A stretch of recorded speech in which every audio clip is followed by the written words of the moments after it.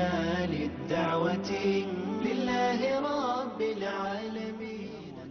السلام علیکم ورحمۃ اللہ وبرکاتہ. الحمد للہ رب العالمین والصلاة والسلام علی اشرف الانبیاء والمرسلین نبینا محمد وعلی آلہ وصحبہ اجمعین ومن تبعہم بإحسان الی یوم الدین. آج کی اس درس میں انشاءاللہ سورۃ البروج جو کہ مکی صورت ہے، اس سے متعلق مختصر تفسیر بیان کی جائے گی. تو سب سے پہلے اس سورہ کی تلاوت سنتے ہیں، پھر انشاءاللہ اس کی تفسیر ابھی بیان کی جائے گی.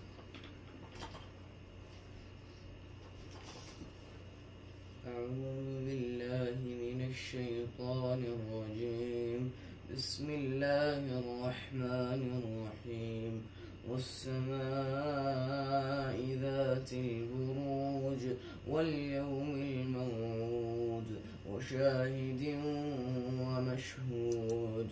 قتل أصحاب الأخدود النار ذات الوقود إذ هم عليها قعود وهم على ما يفعلون بالمؤمنين شهود. وما نقموا منهم إلا أن يؤمنوا بالله العزيز الحميد الذي له ملك السماوات والأرض والله على كل شيء شهيد. إن الذين فتنوا المؤمنين والمؤمنات ثم لم يتوبوا فلهم عذاب جهنم ولهم عذاب الحريق. إن الذين آمنوا وعملوا الصالحات لهم جنات تجري من تحتها الأنهار ذلك الفوز الكبير.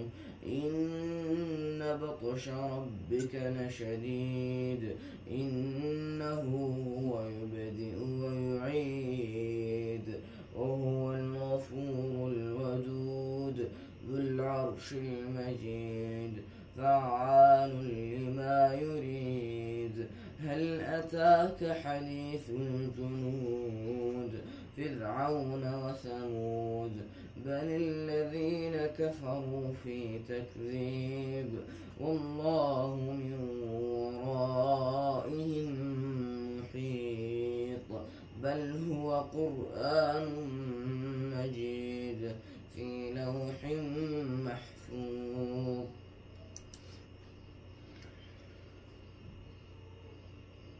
والسماء ذات البروج، ستاروں والے آسمان کی قسم. والیوم الموعود، اور وعدہ کیے ہوئے دن قیامت کی قسم. وشاہد ومشہود، اور گواہی دینے والے دن جمعہ کی قسم، اور اس عرفہ کے دن کی قسم جہاں پہ لوگ جمع ہوتے ہیں. قتل اصحاب الاخدود، ہلاک کیے گئے خندق کو کھودنے والے. النار ذات الوقود، وہ ایک ایندھن والی آگ تھی. اذ ہم علیہا قعود، جبکہ وہ اس خندق کے کنارے بیٹھے ہوئے تھے. وہم علی ما یفعلون بالمؤمنین شہود، اور مومنوں کے ساتھ وہ جو کچھ کر رہے تھے اسے دیکھ رہے تھے. وما نقموا منہم الا ان یؤمنوا باللہ العزیز الحمید، اور وہ ان مومنوں سے محض اسی سبب انتقام لے رہے تھے کہ وہ اللہ پر ایمان لائے ہوئے تھے جو کہ زبردست اور قابل تعریف ہے.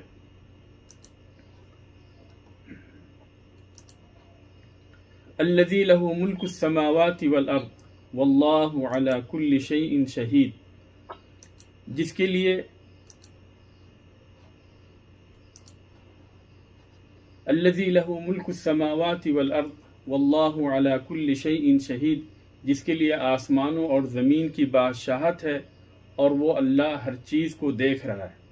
ان الذین فتنوا المؤمنین والمؤمنات ثم لم يتوبوا فلهم عذاب جہنم ولهم عذاب الحریق، بے شک جن لوگوں نے مومن مردوں اور مومن عورتوں کو ستایا پھر توبہ بھی نہیں کی، تو ان کے لیے جہنم کا عذاب ہے اور جلنے کا عذاب ہے۔ ان الذین آمنوا وعملوا الصالحات لهم جنات تجری من تحتها الانہار ذلک الفوز الکبیر۔ بے شک وہ لوگ جو ایمان لائے اور جنہوں نے نیک اعمال کیے ان کے لیے وہ باغات ہوں گے جن کے نیچے نہریں بہتی ہوں گی، یہ ہے اصل بڑی کامیابی۔ ان بطش ربک لشدید، بے شک تیرے رب کی پکڑ بہت سخت ہے۔ انہ هو یبدئ ویعید، بے شک وہی پہلی مرتبہ پیدا کرتا ہے اور وہی دوبارہ پیدا کرے گا۔ وہو الغفور الودود، اور وہ بڑا بخشنے والا اور بہت محبت کرنے والا ہے۔ ذو العرش المجید، عرش کا مالک عظمت والا ہے۔ فعال لما یرید، جو چاہے اسے کر گزرنے والا ہے۔ هل اتاک حدیث الجنود، تجھے لشکروں کی خبر بھی ملی ہے؟ فرعون و ثمود، یعنی فرعون اور ثمود کی۔ بل الذین کفروا فی تکذیب، کچھ نہیں بلکہ کافر تو جھٹلانے میں پڑے ہوئے ہیں۔ واللہ من ورائہم محیط، اور اللہ تبارک و تعالیٰ بھی انہیں ہر طرف سے گھیرے ہوئے ہے۔ بل هو قرآن مجید، بلکہ یہ قرآن ہے بڑی شان والا، فی لوح محفوظ، جو کہ لوح محفوظ میں لکھا ہوا ہے۔ اس سورہ کے اندر اللہ تبارک و تعالیٰ نے سب سے پہلے برجوں والے آسمان کی قسم کھائی اور قیامت کے دن کی قسم کھائی، اور اسی طرح سے جمعے کے دن اور عرفے کے دن کی قسم کھائی۔ پھر اس کے بعد میں اللہ تبارک و تعالیٰ نے اصحاب اخدود کا تذکرہ کیا اور کہ انہوں نے مسلمانوں کے اوپر ظلم و ستم ڈھایا، جس کے نتیجے میں اللہ تبارک و تعالیٰ نے انہیں ہلاک و برباد کر دیا۔ پھر اس کے بعد میں اللہ تبارک و تعالیٰ نے مومنوں کے لیے جو نعمتیں تیار کر رکھی ہیں، ان نعمتوں کا اللہ تبارک و تعالیٰ نے تذکرہ کیا اور اپنی پکڑ کا بھی تذکرہ کیے۔ اور اسی طریقے سے اللہ تبارک و تعالیٰ نے بیان کیا کہ جس طریقے سے اللہ تبارک و تعالیٰ پہلی بار انسان کو اس دنیا کے اندر پیدا کیا ہے، اسی طریقے سے اللہ تبارک و تعالیٰ اس بات پہ بھی قادر ہے کہ دوبارہ انہیں زندہ کرے گا۔ اور اللہ تبارک و تعالیٰ نے اپنی بخشش، اپنی محبت اور اپنی عظمت کا تذکرہ کیا، عرش عظیم کا تذکرہ کیا، اور اسی طریقے سے اللہ تبارک و تعالیٰ نے اپنی عظمت کا تذکرہ کیا، اور اس چیز کا بھی تذکرہ کیا کہ اللہ تبارک و تعالیٰ جو چاہتا ہے کرتا ہے اور اسے کوئی روکنے والا نہیں۔ پھر اللہ تبارک و تعالیٰ نے فرعون اور ثمود کے واقعے کا تذکرہ کرتے ہوئے قرآن مجید کے بارے میں بتایا کہ قرآن مجید یہ محفوظ ہے، لوح محفوظ کے اندر وہاں پہ لکھا ہوا ہے، چنانچہ اس کے اندر کسی طرح کی تبدیلی نہیں ہو سکتی جیسے کہ پچھلے کتابوں کے اندر ہو گئی، کیونکہ اللہ تبارک و تعالیٰ نے اسے محفوظ کر رکھا ہے۔ تو سب سے پہلے آتے ہیں بروج کی تفسیر، کہ اللہ تبارک و تعالیٰ نے جو یہاں پہ آسمان کی قسم کھائی ہے، برجوں والے آسمان کی قسم، یہاں پہ بروج سے کیا مراد ہے؟ بروج، ابن کثیر رحمہ اللہ نے فرمایا ہے کہ بروج جو ہے یہ نجوم العظام، یعنی بڑے ستاروں کو بروج کہتے ہیں، اور اسی سے اللہ تبارک و تعالیٰ کی یہ فرمان ہے، تبارک الذی جعل فی السماء بروجا وجعل فیہا سراجا وقمرا منیرا، کہ بابرکت ہے وہ اللہ تبارک و تعالیٰ جس نے آسمان کے اندر ستارے رکھے اور جس نے اس کے اندر روشن چراغ اور چمکنے والا چاند رکھا۔ تو ابن کثیر رحمہ اللہ نے بروج کی تفسیر میں اس چیز کو راجح قرار دیا ہے کہ اس سے مراد ستارے ہیں، بڑے بڑے ستارے ہیں، اور یہی تفسیر عبداللہ ابن عباس اور دوسرے مفسرین سے وارد ہے۔ بعض لوگوں نے اس سے منزلیں بھی مراد لی ہیں اور کہا ہے کہ والسماء ذات البروج، یعنی منزلوں والے آسمان کی قسم۔ دراصل آسمان کے اندر 12 بروج ہے اور سورج ہر برج کے اندر 1 مہینے رہتا، تو یہ بروج بھی بعض لوگوں نے اس سے مراد لیے ہیں، لیکن ابن کثیر رحمہ اللہ نے اس سے اسی چیز کی یعنی وضاحت کی ہے کہ راجح یہ ہے کہ اس سے بڑے بڑے ستارے مراد ہیں۔ تو سورج جو آسمان کے اندر جو 12 بروج ہیں، ان کے اندر سورج ہر مہینے ایک برج کے اندر رہتا ہے، اور اس طرح سے 12 مہینے کے اندر اپنا چکر مکمل کرتا ہے، اور چاند ہر برج کے اندر 2 دن اور اسی طریقے سے 1/3 دن رہتا ہے۔ تو اس طریقے سے 28 دن جو ہے وہ ان برجوں کے اندر رہتا ہے، اور 2 دن وہ چھپا ہوا ہوتا ہے۔ والیوم الموعود، اور وعدہ کیے ہوئے دن کی قسم. یہ وعدہ کیا ہوا دن کون سا دن ہے؟ قیامت کا دن ہے، جیسا کہ ابو ہریرہ رضی اللہ تعالیٰ عنہ سے مروی ہے کہ یہ وعدہ یوم الموعود یوم القیامہ، یہ قیامت کا دن ہے. وشاہد و مشہود، اور شاہد یوم الجمعہ ہے. وما طلعت شمس ولا غربت علی یوم افضل من یوم الجمعہ، اور کوئی بھی ہفتے کے اندر کوئی بھی ایسا دن نہیں جو دن جمعے کے دن سے زیادہ افضل ہو، یعنی کوئی بھی ایسا دن نہیں جس کے اوپر سورج طلوع ہو اور غروب ہو جو دن جمعے کے دن سے زیادہ بہتر ہو. وفیہ ساعۃ لا یوافقها عبد مسلم یسأل اللہ فیہا خیرا الا آتاہ ایاہ، اور جمعے کے دن ایک ایسا وقت ہے کہ اگر بندہ اس وقت میں اللہ تبارک و تعالیٰ سے مانگتا ہے تو اللہ تبارک و تعالیٰ اس کی مانگ پوری کرتا ہے. ولا یستعیذ فیہا من شر الا اعاذہ، اور اگر کسی برائی سے پناہ مانگتا ہے تو اللہ تبارک و تعالیٰ اسے پناہ دیتا ہے. وہ مشہود یوم عرفہ، اور مشہود جو ہے یہ عرفہ کا دن ہے. شاہد اور مشہود کی تفسیر کے اندر علماء کرام کے درمیان کافی اختلاف ہے، لیکن اس سلسلے میں راجح قول یہی ہے کہ شاہد سے مراد جمعے کے دن ہے اور مشہود سے مراد یوم عرفہ ہے، کہ جمعہ کے دن گواہی دے گا ان لوگوں کے لیے جو کہ جمعے کے لیے حاضر ہوتے ہیں، اور جمعے کے دن جو وہ اعمال کرتے ہیں ان سارے اعمال کے بارے میں جمعہ کے دن گواہی دے گا. اور اسی طریقے سے عرفہ کے دن جہاں پہ سارے کے سارے لوگ حج کے لیے اکٹھے ہوتے ہیں، تو یہ ہے شاہد اور مشہود سے مراد. اور جمعے کے سلسلے میں جو ابھی یہ حدیث گزری کہ جمعے کے اندر ایک دن ہے کہ جس کے اندر بندہ، یعنی یہ مختصر سا وقت ہے لیکن اس کے اندر بندہ اگر کھڑے ہو کر اللہ تبارک و تعالیٰ سے مانگتا ہے تو اللہ تبارک و تعالیٰ اس کی مانگ پوری کرتا ہے. اور اس وقت کے بارے میں عام طور پہ علماء کرام نے کہا ہے کہ یہ جمعے کے دن عصر سے لے کر مغرب کے بیچ کا یہ وقت ہے. زیادہ تر علماء کرام نے اسی کو راجح کیا ہے کہ یہ عصر سے لے کر مغرب کے بیچ کا وقت ہے. اور اس طریقے سے یہ فضیلت والے دن ہیں.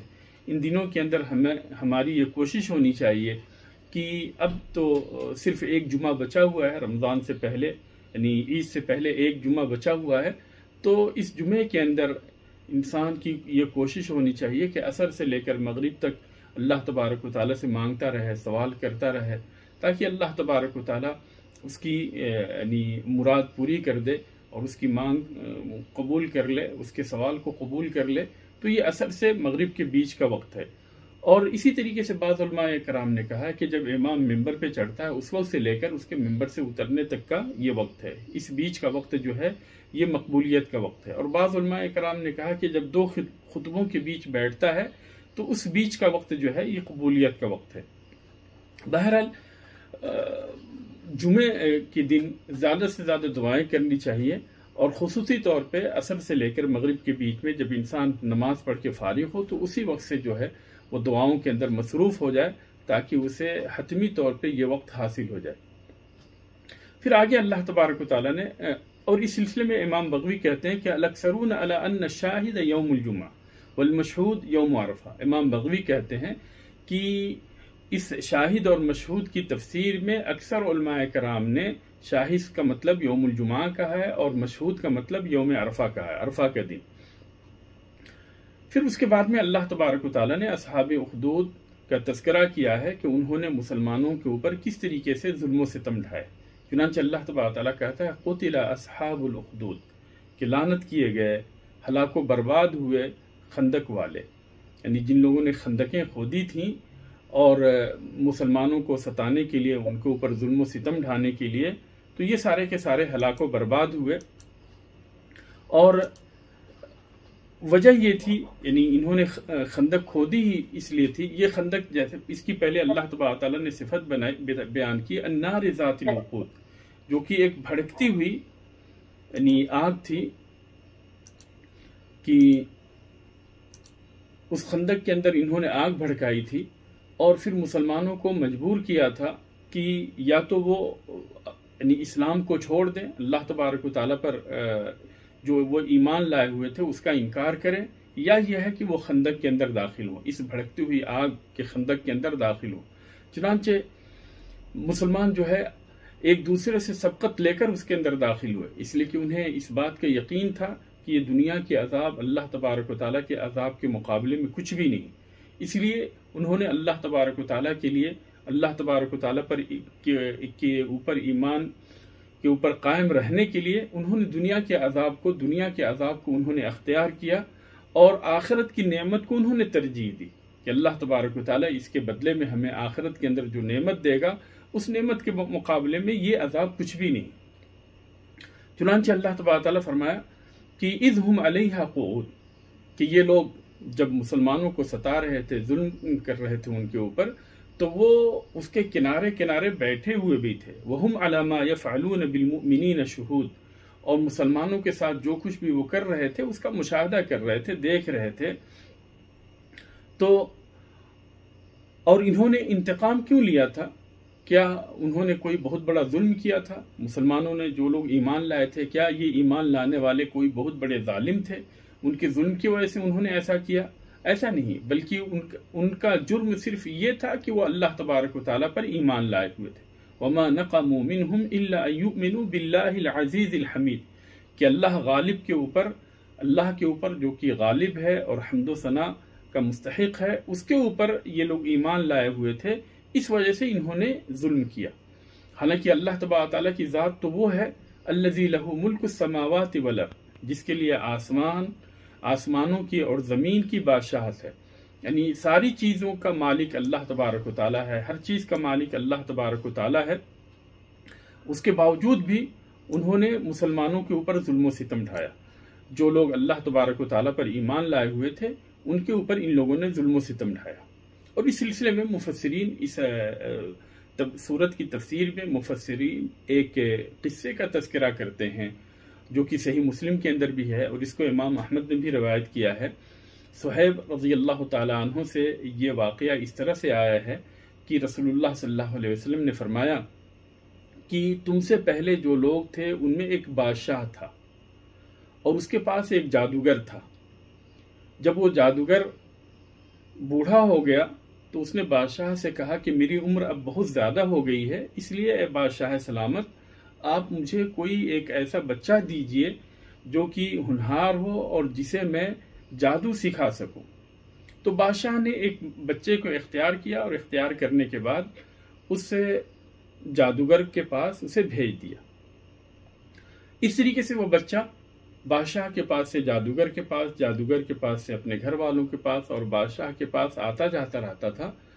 لیکن راستے میں اسے ایک راہب کے بارے میں پتہ چلا تو وہ راہب کے پاس بھی جانے لگا اور راہب کی بات اسے اچھی لگنے لگی۔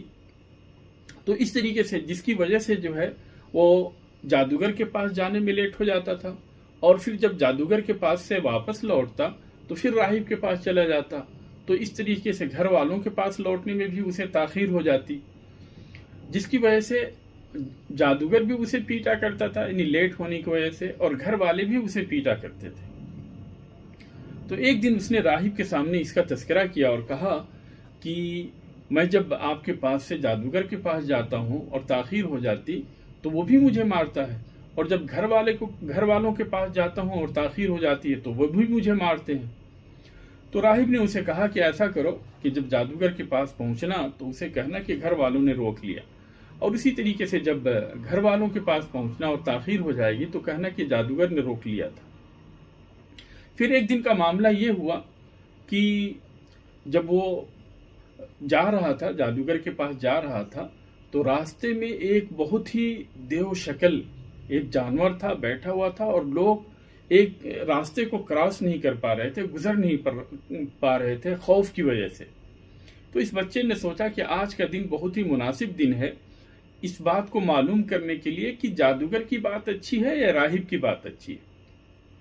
چنانچہ اس نے ایک پتھر اٹھایا اور پتھر اٹھانے کے بعد میں کہا کہ اس پتھر کو جو ہے اس جانور کے اوپر مارا، اور یہ کہتے ہوئے کہ اللہ تبارک و تعالیٰ اگر راہب کی بات اچھی ہے تو اس جانور کو ہلاک کر دے۔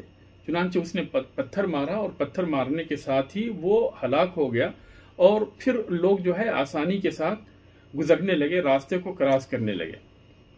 پھر اس نے آ کر راہب سے یہ بات بتائی کہ آج میں نے ایسا ایسا کیا۔ تو راہب کو اس چیز کا اندازہ ہوا کہ اللہ تبارک و تعالیٰ نے اس بچے کو بڑا مقام عطا کیا ہے، اور اسے بتایا کہ بیٹے اب تو تم مجھ سے بھی زیادہ مجھ سے بھی زیادہ اب مجھ سے اونچے مقام پہ تم پہنچ گئے ہو، اور اللہ تبارک و تعالیٰ تمہاری آزمائش کرے گا، جیسے کہ اللہ تبارک و تعالیٰ سارے نیک لوگوں کی آزمائش کرتا ہے۔ تو اس نے کہا کہ اللہ تبارک و تعالیٰ تمہاری آزمائش کرے گا، اور جب تمہاری آزمائش ہو تو تم میرے بارے میں مت بتانا۔ اور اللہ تبارک و تعالیٰ نے اس بچے کے ہاتھ پہ بہت سارے کرامات یعنی ظاہر کیے کہ اگر یہ کسی بیمار کو چھو دیتا تو اسے شفا حاصل ہو جاتی، جو کوڑھی ہوتا، اور اسی طرح سے جسے پھول کی بیماری ہوتی، سفیدی کی بیماری ہوتی، ان لوگوں کو بھی یہ شفا دیتا تھا اللہ تبارک و تعالیٰ کے فضل سے۔ اتفاق سے بادشاہ کے پاس جو بیٹھنے والا ایک شخص تھا، یعنی اس کا وزیر تھا، وہ اندھا ہو گیا تھا۔ جب اس وزیر کو اس بچے کے بارے میں خبر ملی کہ یہ بچہ جسے یعنی چاہتا ہے شفا دے دیتا ہے، تو وہ وہ اس بچے کے پاس آیا اور بہت سارے ہدیے لے کر، تحفے تحائف لے کر آیا، بہت سارا مال لے کر آیا کہ مجھے بھی شفا دے دے۔ تو اس بچے نے کہا کہ میں شفا نہیں دیتا، شفا دینے والا تو اللہ تبارک و تعالیٰ ہے۔ اگر تم اللہ تبارک و تعالیٰ کے اوپر ایمان لاتے ہو تو میں پھر تمہارے لیے دعا کروں گا اور اللہ تبارک و تعالیٰ تمہیں شفا دے گا۔ چنانچہ وہ وزیر جو ہے اللہ تبارک و تعالیٰ پر ایمان لایا، اور اس بچے نے شفا کی دعا کی تو اللہ تبارک و تعالیٰ نے اسے شفا دے دی۔ اب وہ بادشاہ کے پاس آیا اور بادشاہ کے پاس بیٹھنے لگا، تو بادشاہ نے پوچھا کہ کس نے تمہیں یہ شفا دی ہے، کہاں سے تمہیں یہ شفا یابی حاصل ہوئی؟ تو اس وزیر نے کہا کہ اس بچے نے، یا اس وزیر نے کہا کہ اللہ تبارک و تعالیٰ نے۔ تو کہا کہ اللہ تو میں ہوں، کیا میں نے شفا دی ہے تمہیں؟ تو کہا کہ نہیں، تم نے نہیں، بلکہ جو میرا رب ہے اور جو تیرا رب ہے اس اللہ نے مجھے شفا دی۔ تو کہا کہ کیا میرے علاوہ بھی کوئی رب ہے؟ تو اس نے کہا کہ ہاں، یعنی جو میرا رب ہے اور تیرا رب ہے، اللہ تبارک و تعالیٰ۔ پھر اس کے بعد میں اس نے یعنی بادشاہ نے اس وزیر کو ستانا شروع کیا کہ تمہیں یعنی اس طرح کی گمراہی کے اندر تمہیں کس نے مبتلا کر دیا۔ پھر اس کے بعد میں اس کو بچے کے بارے میں پتہ چلا، پھر بچے کو پکڑا گیا، اور بچے کو پکڑنے کے بعد میں بچے نے کہا کہ بچے سے جب ساری باتیں معلوم کی گئی تو بچے نے کہا کہ میں کسی کو شفا نہیں دیتا ہوں، اللہ تبارک و تعالیٰ شفا دیتا ہے۔ تو بادشاہ نے کہا کہ میں تو شفا نہیں دیتا، یعنی میں شفا دیتا ہوں۔ تو بچے نے کہا کہ نہیں، آپ نہیں، بلکہ وہ اللہ تبارک و تعالیٰ جو کہ میرا رب ہے اور آپ کا رب ہے۔ تو بادشاہ نے کہا کہ کیا میرے علاوہ بھی کوئی رب ہے، میرے علاوہ بھی کوئی اللہ ہے؟ تو پھر اس نے کہا کہ ہاں، اللہ تبارک و تعالیٰ ہے جو کہ ہم سبوں کو شفا دیتا ہے۔ پھر اس نے اس بچے کو ستانا شروع کیا اور اس کے اوپر ظلم و زیادتی شروع کی کہ کس چیز نے تمہیں اس یعنی ضلالت کے اندر، گمراہی کے اندر ان کے مطابق، یعنی کس چیز نے تمہیں اس ضلالت اور گمراہی کے اندر ڈال دی ہے۔ اور اس بچے کو ستاتا رہا، یہاں تک کہ اس بچے نے راہب کے بارے میں بتا دی کہ اس راہب سے میں نے یہ تعلیم حاصل کی۔ چنانچہ بادشاہ نے راہب کو بلایا، اور راہب کو بلانے کے بعد اس سے کہا کہ تم ان ساری چیزوں کا انکار کرو، لیکن راہب اللہ تبارک و تعالیٰ کے اوپر ایمان رکھے رہا، اور اس نے اللہ تبارک و تعالیٰ کے اوپر، اللہ تعالیٰ کے ساتھ اس نے کفر نہیں کیا۔ تو اس راہب کو بھی ستایا گیا، یہاں تک کہ بادشاہ نے اخیر میں کہا کہ یا تو تم ان ساری چیزوں کا کفر کرو اور میرے اوپر ایمان لاؤ، یا یہ ہے کہ ہم تمہیں اس آرے کے بیچ 2 حصوں کے اندر کر دیں گے، اس آرے کے ذریعے سے تمہیں 2 حصوں کے اندر تقسیم کر دیں گے، یعنی تمہیں چیر دیں گے، بیچ سے چیر دیں گے۔ تو اس راہب نے اللہ تبارک و تعالیٰ کے ساتھ کفر کو اختیار نہیں کیا، بلکہ وہ اللہ تبارک و تعالیٰ کے دین کے اوپر قائم رہا، اور بادشاہ کی ظلم و زیادتی کو اس نے برداشت کی، اور اس طریقے سے بادشاہ نے اسے 2 حصوں کے اندر چیر دیا۔ پھر اس کے بعد میں اس وزیر کو بلایا گیا اور وزیر کو بتایا گیا، کہا گیا کہ یا تو تم بھی یعنی اس دین کا انکار کرو جس کے اوپر تم ایمان لائے ہوئے ہو، یا یہ ہے کہ ہم تمہیں بھی اسی طرح سے سزا دیں گے جس طرح سے ہم نے اس راہب کو سزا دی تھی۔ لیکن یہ بھی ایمان کا پکا تھا، اور یہ جان رہا تھا کہ یہ دنیا کے عذاب تو محض چند لمحے کا عذاب ہے، اور اصل عذاب اور اصل نعمت آخرت کی نعمت ہے اور آخرت کا عذاب ہے۔ تو اس نے آخرت کو دنیا کے اوپر ترجیح دی، اور اللہ تبارک و تعالیٰ کے ساتھ اس نے کفر نہیں کیا، اللہ تبارک و تعالیٰ کے انکار نہیں کیا۔ چنانچہ بادشاہ نے بھی اس وزیر کے ساتھ وہی سلوک کیا جو کہ اس راہب کے ساتھ کیا تھا، اور اسے دو حصوں کے اندر، دو ٹکڑوں کے اندر آرے کے ذریعے سے چیر دیا۔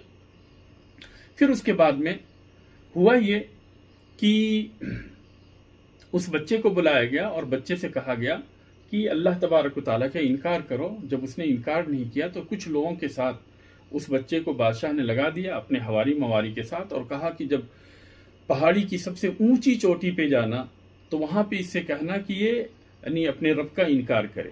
اگر یہ اپنے دین سے پھر جاتا ہے، اللہ تبارک تعالیٰ کے انکار کر دیتا ہے، اللہ کا انکار کر دیتا ہے، اپنے دین سے پھر جاتا ہے تو صحیح ہے، ورنہ وہیں سے اوپر سے ہی اسے دھکا دے دے کر نیچے گرا دینا۔ چنانچہ یہ لوگ جب پہاڑی کی چوٹی پہ اسے لے کر پہنچے اور اس سے کہا کہ اپنے دین سے پھرو، تو اس بچے نے کہا کہ نہیں، میں تو اس دین سے نہیں پھر سکتا۔ پھر انہوں نے وہی کیا جو کہ بادشاہ نے، یعنی وہی کرنا چاہا جو کہ بادشاہ نے انہیں حکم دیا تھا، لیکن اس بچے نے دعا کی کہ اللہم اکفنیہم بما شئت، کہ اللہ تبارک و تعالیٰ تو جس طریقے سے بھی چاہے ان سے مجھے بچا لے۔ تو اللہ تبارک و تعالیٰ نے یعنی پہاڑ کو حکم دیا، اور اس طرح سے پہاڑ کے اندر لرزش ہوئی اور وہ سارے کے سارے لوگ تباہ و برباد ہو گئے، اور یہ بچہ صحیح سالم واپس لوٹا تو لوٹنے کے بعد میں بادشاہ کو تعجب ہوا کہ کیا ہوا، تمہارے ساتھیوں کے ساتھ کیا ہوا؟ تو اس نے بتایا کہ وہ سارے کے سارے مر گئے اور میں واپس یعنی صحیح سالم واپس آ گیا۔ اب اس بادشاہ نے پھر ایک دوسری چیز سے متعلق سوچی اور ایک کشتی کے اوپر کچھ لوگوں کے ساتھ اس کو سوار کیا، اور ان لوگوں کو یہ حکم دیا کہ اگر یہ اپنے دین سے پھر جاتا ہے، جب تم سمندر کی گہرائی میں جاؤ اور جا کر اس سے کہو کہ اپنے دین سے پھر جائے، اگر یہ پھر جاتا ہے تو صحیح ہے، اور اگر نہیں پھرتا ہے تو اسے وہیں سمندر کے اندر ڈبو دینا اور تم واپس آ جانا۔ جب یہ لوگ اسے لے کر بیچ سمندر میں گئے تو کہا کہ تم اپنے اس دین سے پھرو، لیکن اس بچے نے اللہ تبارک و تعالیٰ کے اوپر جس کا ایمان قوی تھا، مضبوط تھا، اس نے اللہ تبارک و تعالیٰ کے انکار نہیں کیا، اور پھر اس نے اللہ تبارک و تعالیٰ سے یہ دعا کی اللہم اکفنیہم بما شئت، کہ اللہ تبارک و تعالیٰ جس چیز کے ذریعے سے بھی تو چاہے میرے لیے کافی ہو جا۔ چنانچہ وہ سارے کے سارے لوگ وہاں پہ ڈوب گئے، بیچ سمندر کے اندر ڈوب گئے، اور یہ بچہ آسانی سے واپس پھر دوبارہ بادشاہ کے پاس آ گیا۔ تو پھر اس کے بعد میں بادشاہ نے اس سے پوچھا کہ کیا ہوا تمہارے ساتھیوں کے ساتھ؟ تو اس نے بتایا کہ وہ سارے کے سارے ڈوب گئے، اللہ تبارک تعالیٰ نے ہمیں ان سے بچا لیا۔ پھر اس بچے نے بادشاہ کے سامنے ایک تجویز رکھی کہ اگر تم مجھے مارنا ہی چاہتے ہو تو تم مجھے اس طرح سے نہیں مار سکتے ہو، ایسا کرو کہ سارے لوگوں کو اکٹھا کرو، مجھے ایک درخت کے اوپر لٹکا دو، اور میرے تیر کش سے جو ہے تیر نکالو، اور اس تیر کو لینے کے بعد میں یہ کہہ کر مجھے مارو کہ یعنی اس تیر کے ذریعے سے اللہ تبارک و تعالیٰ کا اس کے اوپر نام لو، بسم اللہ رب الغلام، کہ اللہ کے نام سے جو کہ اس غلام کا رب ہے، اس بچے کا رب ہے، اور بسم اللہ رب الغلام کہہ کے میرے اوپر تیر مارو تو پھر میری موت ہو جائے گی۔ چنانچہ اس نے لوگوں کو اکٹھا کیا، اکٹھا کرنے کے بعد میں اس کا جو ترکش تھا، ترکش سے جو ہے اس نے تیر نکالے، اور تیر نکالنے کے بعد میں جس طرح سے اس بچے نے کہا تھا اسی طریقے سے اس تیر کے ذریعے سے بسم اللہ رب الغلام کہہ کے اس کے اوپر نشانہ لگایا، اور تیر جا کر اس کے کان کے پاس لگی۔ پھر اس کے بعد میں بچے نے وہاں پہ جہاں پہ تیر لگا تھا وہاں پہ اس نے ہاتھ رکھا، اور اس کی وہیں پہ اسی وقت جو ہے وفات ہو گئی۔ جب لوگوں نے اس حالت کو دیکھا تو سارے کے سارے لوگ یہ کہہ اٹھے کہ آمنا برب الغلام، کہ اس بچے کا جو رب ہے اس کے اوپر ہم لوگ ایمان لائے۔ تو سارے کے سارے لوگ جو کہ اس سے پہلے اسلام قبول نہیں کیے تھے، ایمان نہیں لائے تھے، وہ سارے کے سارے لوگ اللہ تبارک و تعالیٰ کے اوپر ایمان لائے، یہ دیکھ کر کہ یہ بچہ جو ہے حق پہ ہے اور یہ جو پیغام لے کر آیا ہے یہی پیغام صحیح ہے۔ سارے کے سارے لوگ اللہ تبارک و تعالیٰ پر ایمان لائے۔ اب بادشاہ کو کہا گیا کہ دیکھو وہی ہوا جس کا ڈر تھا، کہ یہ سارے کے سارے لوگ اسلام قبول کر لیے۔ چنانچہ یعنی اس کے جو حواری مواری تھے ان لوگوں نے مشورہ دیا بادشاہ کو کہ ایسا ہے کہ ایک خندق کھودا جائے اور خندق کے اندر آگ بھڑکائی جائے، اور جو لوگ بھی اللہ تبارک و تعالیٰ کا انکار نہیں کرتے، اس دین سے پھرتے نہیں، ان سارے لوگوں کو اس خندق کے اندر ڈال دیا جائے۔ چنانچہ بادشاہ نے ایسا ہی کیا، اور جو بھی مومن لوگ تھے جو ایمان لائے ہوئے تھے ان سبوں کو اس کے اندر ڈالنا ان لوگوں نے شروع کر دیا، اور مومن لوگ ایک دوسرے سے سبقت کر کے اس کے اندر داخل ہونے لگے۔ اور اسی واقعے کے اندر آتا ہے، اور یہ صحیح روایت سے یہ ثابت ہے، جیسا کہ میں نے شروع ہی میں بتایا تھا کہ مسلم شریف کی بھی یہ روایت ہے کہ ایک ماں اپنے بچے کو لے کر وہاں پہنچی، اور اس بچے کی محبت میں وہ متردد تھی کہ اس آگ کے اندر داخل ہو یا نہ ہو، اس خندق کے اندر داخل ہو یا نہ ہو۔ تو اس بچے جو بچے بچپن کے اندر بولے تھے ان میں سے ایک بچہ یہ بھی تھا، ان میں سے ایک یہ بھی بچہ تھا جس طرح سے عیسیٰ علیہ السلام نے بچپن میں گفتگو کی تھی، اسی طریقے سے اس بچے نے بھی بچپن میں گفتگو کرتے ہوئے اپنی ماں سے کہا تھا اصبری یا اماں فإنک علی الحق، کہ اے میری ماں صبر کر، اس لیے کہ تو ہی حق پر ہے، یعنی صبر کرتے ہوئے اس آگ کے اندر داخل ہو جا، اور اس بادشاہ کی بات میں آنے کی ضرورت نہیں، اللہ تبارک تعالیٰ کی کفر کے ساتھ کفر کرنے کی ضرورت نہیں، بلکہ تو اس آگ کے اندر داخل ہو جا اس لیے کہ تو حق کے اوپر ہے۔ اور اس طریقے سے اس کی ماں اس آگ کے اندر داخل ہو گئی۔ تو یہ ہے اصحاب اخدود کا واقعہ کہ ان لوگوں نے یہ آگ بھڑکائی تھی مومنوں کو سزا دینے کے لیے، لیکن اللہ تبارک و تعالیٰ نے پھر اسی آگ کے اندر ان کو بھی تباہ و برباد کیا۔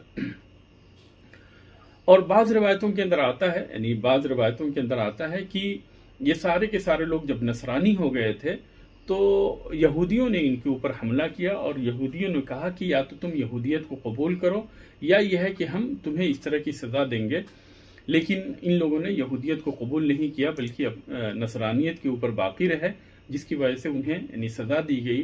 تو اللہ تبارک و تعالیٰ نے اس پوری فوج کو اللہ تبارک و تعالیٰ نے تباہ و برباد کر دیا جو انہیں سزا دینے کے لیے یہاں پہ آئے ہوئے تھے۔ پھر آگے اللہ تبارک و تعالیٰ مومنوں کا تذکرہ کرتے ہوئے، یہ تو کافروں کا تذکرہ کرتے ہوئے اللہ تبارک و تعالیٰ نے یہ ساری کی ساری باتیں کہیں، پھر اللہ تبارک و تعالیٰ مومنوں کے لیے جو نعمتیں تیار کر رکھی ہیں ان نعمتوں کا تذکرہ کرتے ہوئے اللہ تبارک و تعالیٰ کہتا ہے ان الذین آمنوا وعملوا الصالحات لہم جنات تجری من تحتها الانہار ذلک الفوز الکبیر، کہ یقیناً جو لوگ ایمان لائے اور جو لوگ نیک اعمال کیے ان کے لیے ایسی جنتیں ہیں، ایسے باغات ہیں جن کے نیچے سے نہریں جاری ہوں گی، ذالک الفوز الکبیر، یہی بڑی کامیابی ہے۔ ان بطش ربک لشدید، یقیناً تیرے رب کی پکڑ بہت سخت ہے۔ یعنی اللہ تبارک و تعالیٰ نے مومنوں کے لیے جو جنتیں تیار کر رکھی ہیں ان جنتوں کے مقابلے میں یہ آگ، دنیا کی یہ آگ، یہ کچھ بھی نہیں ہے، بلکہ اللہ تبارک و تعالیٰ نے تو ان کے لیے بہت بڑی جنت تیار کر رکھی ہے، اور اس کے اندر ہر طرح کی چیزیں موجود ہیں، جس چیز کی بھی وہ خواہش کریں گے وہ ساری کی ساری چیزیں وہاں پہ موجود ہوں گی، اور جنت کے اندر چلے جانا ہی سب سے بڑی کامیابی ہے۔ ان بطش ربک لشدید، یقیناً تیرے رب کی پکڑ بہت سخت ہے۔ انہوں نے دنیا کے اندر مومنوں کے اوپر ظلم و ستم ڈھائے اور یہ سوچ رہے تھے کہ یہی سب سے زیادہ طاقتور ہے، لیکن بات ایسی نہیں ہے، بلکہ اللہ تبارک و تعالیٰ کی پکڑ اور اللہ تبارک و تعالیٰ کے انتقام یہ بہت ہی شدید ہے، اس سے کہیں زیادہ سخت ہے۔ انہ ہوا یبدئ ویعید، اور اللہ تبارک و تعالیٰ کی پکڑ سے یہ لوگ چھٹکارا نہیں پا سکتے، کیونکہ اللہ تبارک و تعالیٰ ہی وہ ہے جس نے پہلے پہل پیدا کیا ہے، اور اللہ تبارک و تعالیٰ ہی کی وہ ذات ہے جو دوبارہ ہمیں قبروں سے اٹھائے، یعنی دوبارہ وہی اللہ تبارک و تعالیٰ ہمیں زندہ کرے گا، اور زندہ کرنے کے بعد میں ہم نے جیسے بھی اعمال کیے ہیں، اگر بہتر اعمال کیے ہیں تو جنت کے اندر ہمارا استقبال کرے گا، اور جن لوگوں نے برے اعمال کیے ہیں تو ان کے لیے جہنم ان کا ٹھکانہ ہوگا۔ وَهُوَ الْغَفُورُ الْوَدُودُ، اور اللہ تبارک و تعالیٰ بخشنے والا اور محبت کرنے والا ہے، بہت زیادہ محبت کرنے والا ہے اور بخشنے والا ہے۔ ذو العرش، اور وہ عرش والا ہے، اللہ تبارک و تعالیٰ عرش کے اوپر بلند و برتر ہے، اور اللہ تبارک و تعالیٰ صاحب عرش ہے، عرش والا ہے۔ تو اللہ تبارک و تعالیٰ ہر جگہ جو ہے موجود نہیں ہے، اپنی ذات کے اعتبار سے ہر جگہ موجود نہیں ہے، جیسا کہ بہت سارے لوگ کہا کرتے کہ اللہ تبارک و تعالیٰ ہر جگہ ہے۔ اپنی ذات کے اعتبار سے اللہ تبارک و تعالیٰ 7ویں آسمان کے اوپر عرش کے اوپر بلند و برتر ہے، اور علم کے اعتبار سے ہر جگہ ہے، یعنی اللہ تبارک و تعالیٰ اپنے علم سے ساری چیزوں کا احاطہ کیے ہوئے ہے، ہر چیز کے بارے میں جانتا ہے، ہر چیز کو دیکھ رہا ہوتا ہے، یہاں تک کہ تاریک رات کے اندر کالے پتھر کے اوپر اگر ایک چونٹی بھی چلتی ہے تو اس کے بارے میں بھی اللہ تبارک و تعالیٰ کو خبر ہوتی. تو اللہ تبارک و تعالیٰ اپنے علم کے اعتبار سے ساری چیزوں کو جان رہا ہوتا ہے، ساری چیزوں کو دیکھ رہا ہوتا ہے، لیکن وہ اپنی ذات کے اعتبار سے اللہ تبارک و تعالیٰ 7ویں آسمان کے اوپر بلند و برتر ہے، عرش کے اوپر بلند و برتر ہے. تو وہ عرش والا ہے المجید. اور اللہ تبارک و تعالیٰ اس مجید کو 2 طرح سے پڑھا گیا ہے. مجید کو 2 طرح سے پڑھا گیا ہے. ایک تو یہ ہے کہ مجید دال کے ضمے کے ساتھ، تو یہ اللہ تبارک و تعالیٰ کی صفت ہے کہ اللہ تبارک و تعالیٰ جو ہے اللہ تبارک و تعالیٰ بڑائی والا ہے. اور دوسری جو ہے عظمت والا ہے. اور دوسری جو ہے قرات کے اندر مجید کو جر کے ساتھ پڑھا گیا ہے. تو یہ عرش کی صفت ہے کہ یہ عرش جو ہے یہ عظمت والا عرش، ذو العرش المجید پڑھا گیا ہے. تو یہاں پہ جو ہے یہ عرش کی صفت ہے کہ یہ جو عرش ہے اللہ تبارک و تعالیٰ کا عرش، یہ بہت ہی عظمت والا ہے، یعنی بہت ہی عظیم ہے. اور دوسری قرات کے مطابق، پہلی قرات کے مطابق جو کہ ضمے کے ساتھ ہے، دال کے ضمے کے ساتھ، تو یہ اللہ تبارک و تعالیٰ کی صفت ہے. اور اس کا مطلب یہ ہے کہ اللہ تبارک و تعالیٰ عرش والا ہے جو کہ بہت ہی عظیم، بلند و برتر ہے. فعال لما یرید. اور اللہ تبارک و تعالیٰ جو چاہتا ہے کرتا ہے. یعنی اللہ تبارک و تعالیٰ کے حکم کو کوئی روکنے والا نہیں. اگر اللہ تبارک و تعالیٰ کسی چیز کا حکم دیتا ہے تو اسے کوئی روک نہیں سکتا. اور اگر اللہ تبارک و تعالیٰ کسی چیز کو کرتا ہے تو اس کے بارے میں کچھ یعنی پوچھا نہیں جا سکتا ہے، سوال نہیں کیا جا سکتا. اس لیے کہ اللہ تبارک و تعالیٰ جو کچھ بھی کرتا ہے وہ اپنی حکمت کے مطابق کرتا ہے، عدل و انصاف کے مطابق کرتا ہے. اور اس سلسلے میں ایک روایت آتی ہے، ابو بکر صدیق رضی اللہ تعالیٰ عنہ سے مرض الموت کے اندر پوچھا گیا، هل نظر الیک الطبیب؟ قال نعم. قالوا فما قال لك؟ قال لی انی فعال لما یرید. کہ ان سے پوچھا گیا کہ کیا یعنی ڈاکٹر آپ کے پاس آیا تھا، آپ کا یعنی ڈاکٹر نے آپ کا معائنہ کیا؟ تو ابو بکر رضی اللہ تعالیٰ عنہ نے کہا کہ ہاں معائنہ کیا. تو لوگوں نے پوچھا کہ کیا کہا ڈاکٹر نے؟ تو ابو بکر رضی اللہ تعالیٰ عنہ نے کہا کہ اس نے یہی کہا انی فعال لما یرید، کہ میں جو چاہتا ہوں کرتا ہوں. یعنی اس کی نسبت انہوں نے ابو بکر رضی اللہ تعالیٰ عنہ نے اللہ تبارک و تعالیٰ کی طرف کی کہ ڈاکٹر جو ہے کچھ بھی نہیں کر سکتے. اگر اللہ تبارک و تعالیٰ کی مرضی کچھ اور ہے تو ڈاکٹر اپنی مرضی سے اپنی چاہت کے مطابق کچھ نہیں کر سکتے، بلکہ جو اللہ تبارک و تعالیٰ چاہتا ہے وہی ہوتا ہے.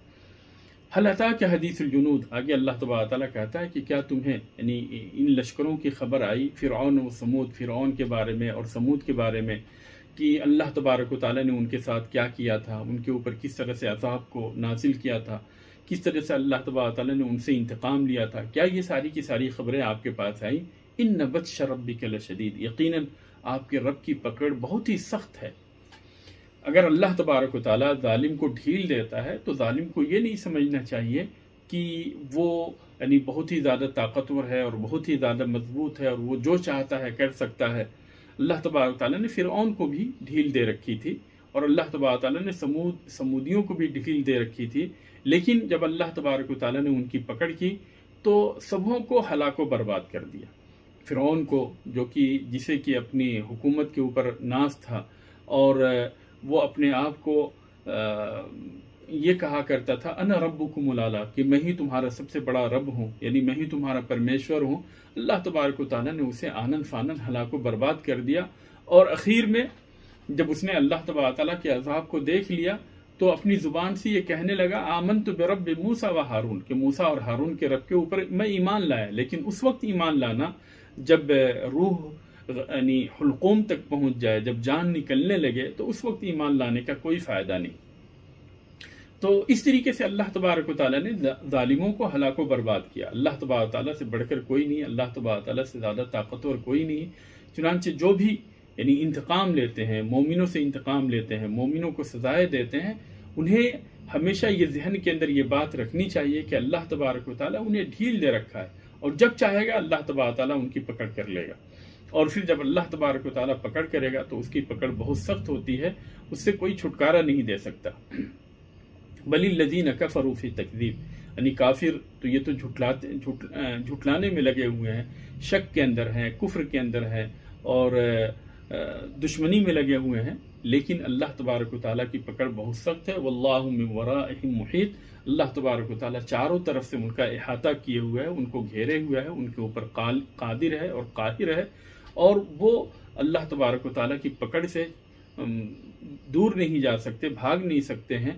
بل ہوا قرآن مجید، اور یہ قرآن جو ہے یہ جو آپ کے اوپر جو آیتیں تلاوت کی جاتی ہیں، یہ قرآن ہے جو کہ عظمت والا ہے، کرم والا ہے، فی لوح محفوظ، اور لوح محفوظ کے اندر لکھا ہوا ہے، یعنی اللہ تبارک و تعالیٰ نے اس کو لوح محفوظ کے اندر محفوظ کر رکھا ہے، لکھ رکھا ہے، اور اس اعتبار سے اس کے اندر نہ تو کسی طرح کی کمی ہو سکتی ہے، نہ ہی کسی طرح کی زیادتی ہو سکتی، اور نہ ہی اس کے اندر کسی طرح کی تحریف اور تبدیلی ہو سکتی، بلکہ یہ لوح محفوظ کے اندر لکھا ہوا ہے، اور اللہ تبارک و تعالیٰ نے اس کی حفاظت کی ذمہ داری اپنے اوپر لی ہے، اس لیے اس کے اندر کسی طرح کی تبدیلی نہیں ہو سکتی۔